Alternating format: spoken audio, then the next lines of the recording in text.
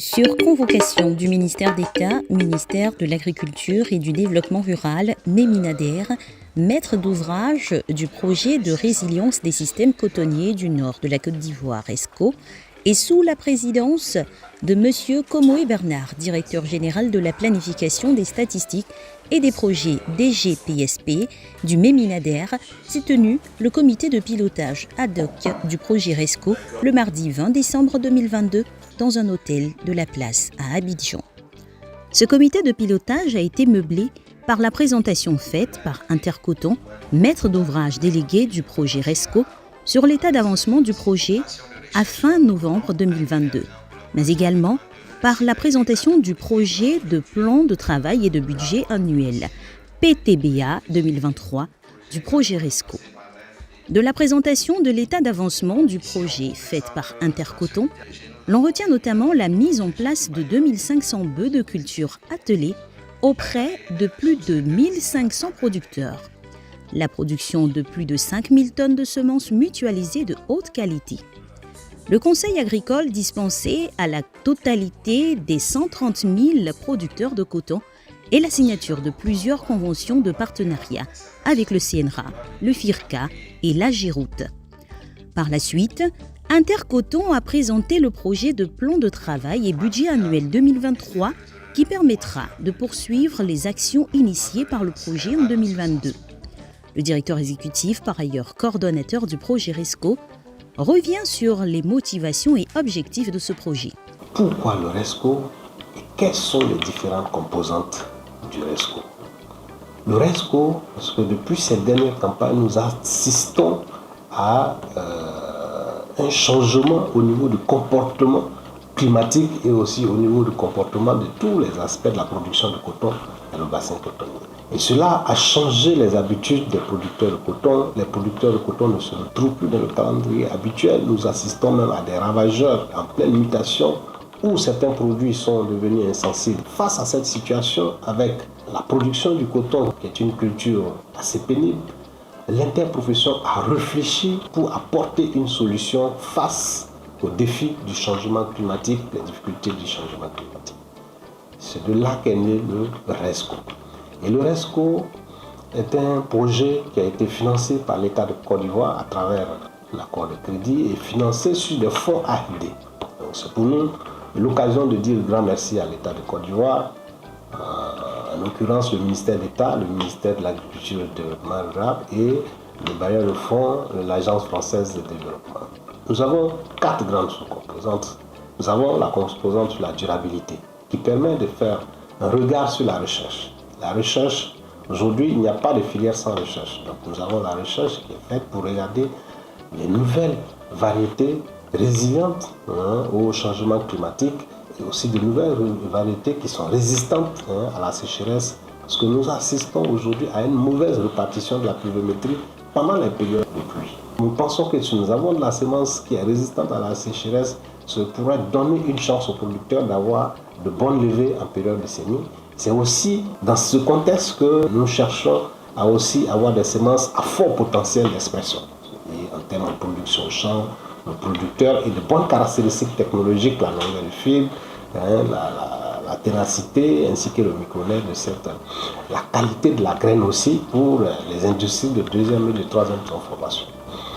Nous avons le calendrier culturel qui varie, comme on le dit, avec le changement climatique. Donc une recherche doit être faite pour recalibrer le calendrier culturel. Donner le nouveau calendrier culturel adapté au changement climatique auquel nous assistons actuellement. Nous voulons aussi au niveau de la productivité travailler sur le délintage de la semence. Nous pensons qu'aujourd'hui, avec toutes ces réalités, il faut essayer de passer à un autre niveau de la culture du coton. Nous avons assisté dans le temps à la culture du coton de façon manuelle. Nous avons vu la culture du coton avec les bœufs de culture attelés. Nous continuons progressivement avec les bœufs de culture attelés. Mais il faut passer à la motorisation. Dans le projet RESCO, nous voulons passer à une autre échelle de la motorisation, permettre aux producteurs d'être un producteur de coton moderne. Et aussi, nous savons qu'il y a certaines étapes du traitement du coton qui sont pénibles. Nous connaissons déjà les semis qui commencent à être motorisés, le labour qui est motorisé, les épandages d'engrais qui commencent à être motorisés. Mais nous avons certains pans qui restent encore non motorisés, tels que la récolte et le traitement phytosanitaire.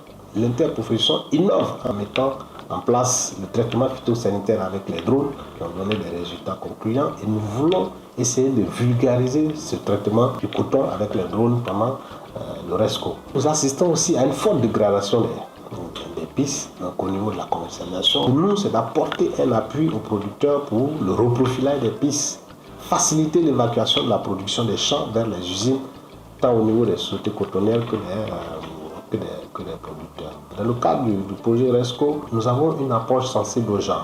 C'est de faire en sorte que toutes les activités qui sont menées dans ce cadre tiennent compte du volet genre dans leur mise en œuvre et le volet environnemental. Nous avons aussi l'appui à la structuration des OPA. Vous savez que l'économie de ce pays est basée sur l'agriculture. L'agriculture est basée sur qui? Sur l'agriculteur. Et l'agriculteur se trouve où? Se trouve dans les OPA. Donc si une OPA est organisée et qu'elle est forte, l'agriculteur se sent à l'aise et l'OPA est une unité de développement local. Donc pour nous, aujourd'hui, avec l'acte uniforme OADA, les OPA sont devenues des sociétés coopératives. C'est d'appuyer ces sociétés coopératives-là pour qu'elles deviennent fortes et viables, capables elles-mêmes de s'autosuffire, de mettre en place des plans de développement et de lever des fonds pour assurer la durabilité de leurs OPA. Donc il y a un fort renforcement de capacité qui va être fait au niveau des OPA pour relancer durablement la production cotonnière dans ce contexte de vulnérabilité avec le changement climatique. Donc voilà un peu un certain nombre d'éléments, et dans le cadre du producteur, nous voulons aussi aborder une question sur les centres de gestion. Les centres de gestion permettront d'approcher le producteur ou l'OPA comme une entreprise, de telle sorte que les centres de gestion peuvent donner des conseils aux producteurs. Quels sont les choix de spéculation à faire pour que son exploitation soit rentable. C'est la même chose pour les organisations professionnelles agricoles. Donc voici des innovations que nous voulons intégrer pour moderniser un peu la culture du coton avec le projet Résilience. En 2023, le projet RESCO permettra, entre autres, d'acquérir une centaine de tracteurs pour les labours des parcelles des producteurs à travers les centres de prestation de services agricoles motorisés CPSAM de la filière, de construire l'unité de délintage de semences pour l'amélioration de la qualité du coton, l'équipement de plus de 15 000 producteurs en bœufs de culture attelés pour la réduction de la pénibilité du travail et l'entretien et la réhabilitation de 1000 km de pistes rurales dans le bassin cotonnier pour l'évacuation des produits agricoles et l'accès aux services de proximité. Au regard de ce programme, qui impactera positivement de façon significative les conditions de vie des populations du bassin cotonnier, le comité de pilotage a validé le plan de travail et de budget annuel 2023 du projet RESCO. Le président de séance, M. Komoé Bernard, après avoir félicité Intercoton pour les résultats obtenus en 2022, les a invités à redoubler d'ardeur pour l'atteinte des objectifs de l'année 2023 pour une relance de la filière coton, suite à la crise des jacides. Au thème de ces ateliers, c'est de tenir compte des difficultés, des contraintes de mise en œuvre de la première année, et puis de regarder quels sont les ajustements qu'il faut faire pour l'année 2 surtout, et puis surtout d'intégrer la question pour l'instant qui est devenue une problématique, la question des jacides qui ont attaqué une bonne partie de la production de coton. Actuellement, nous estimons à de l'ordre de près de 30% les pertes de production, et nous pensons qu'avec les dispositions qui vont être envisagées, on devrait pouvoir permettre de combler ce gap et d'aller véritablement dans l'élan auquel la filière s'est lancée depuis 2012. Nous remercions les bailleurs de fonds, surtout dans ce cadre de ce projet, l'AFD qui est l'Agence française de développement, qui a bien voulu nous soutenir dans le cadre de la mise en œuvre du projet.